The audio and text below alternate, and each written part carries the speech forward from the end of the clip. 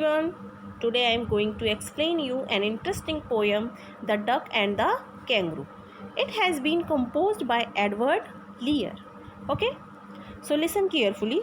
Firstly, I will tell you the summary of this poem. Okay, in short, the duck and the kangaroo were two good friends. The duck wanted to go on a long pleasure trip.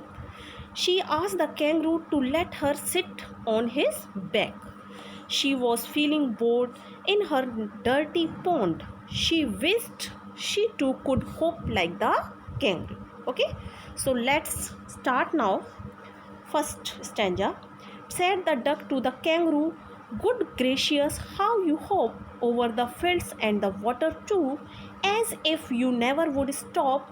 My life is a bore in this nasty pond, and I long to go out in the world beyond. I wish I could hop like you," said the duck to the kangaroo. Okay, the duck is surprised to see the movement of the kangaroo. It expressed that kangaroo could hop continuously over the field and the water bodies.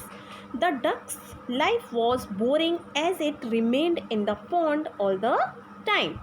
It wished to see the world beyond the limit of the pond. It wishes that it could also hop like the kangaroo. Okay? Next stanza. "Please give me a ride on your back," said the duck to the kangaroo. "I would sit quite still and say nothing but quack."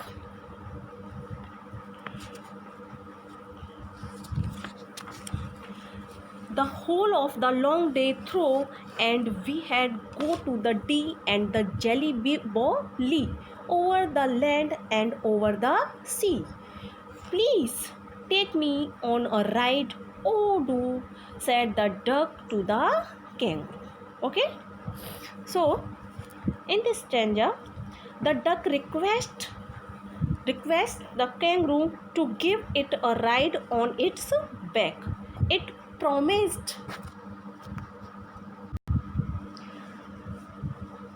The duck requests the kangaroo to give it a ride on its back. It promised that it would sit quietly and would just quack all day. The duck lists the places that they would visit as Dee and Jelly-Bo-Lee. It adds that they would hop over the land and the sea. Okay, next.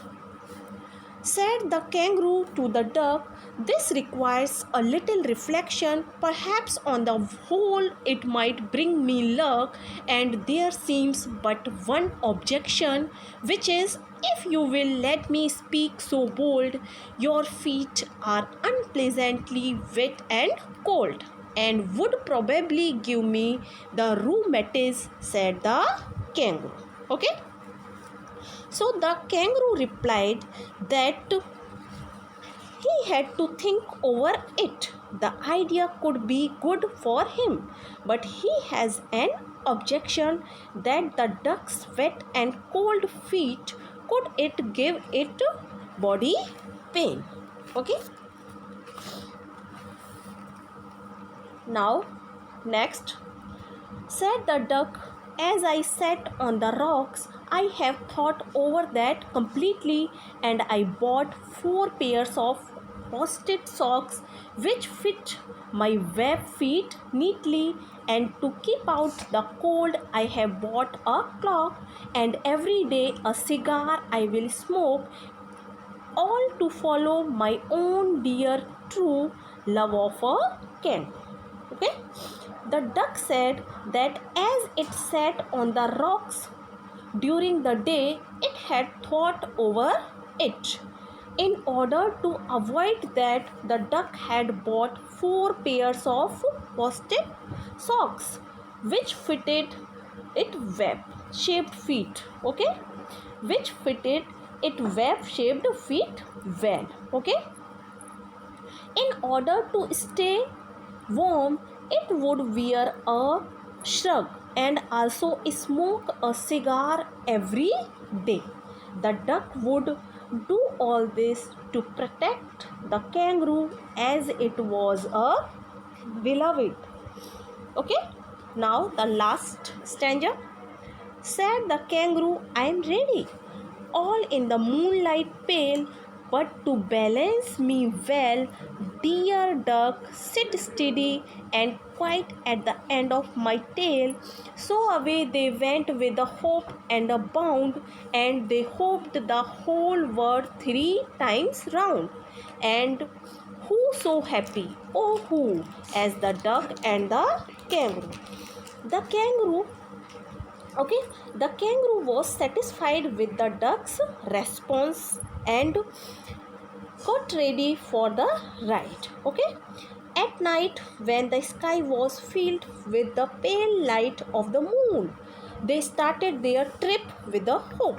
The kangaroo asked the duck to hold it firmly, and they traveled around the world 3 times. Both of them enjoyed each other's company. Okay, so I think you will have understood the poem. Okay, thank you for watching. Like the video and subscribe my channel. Have a nice day.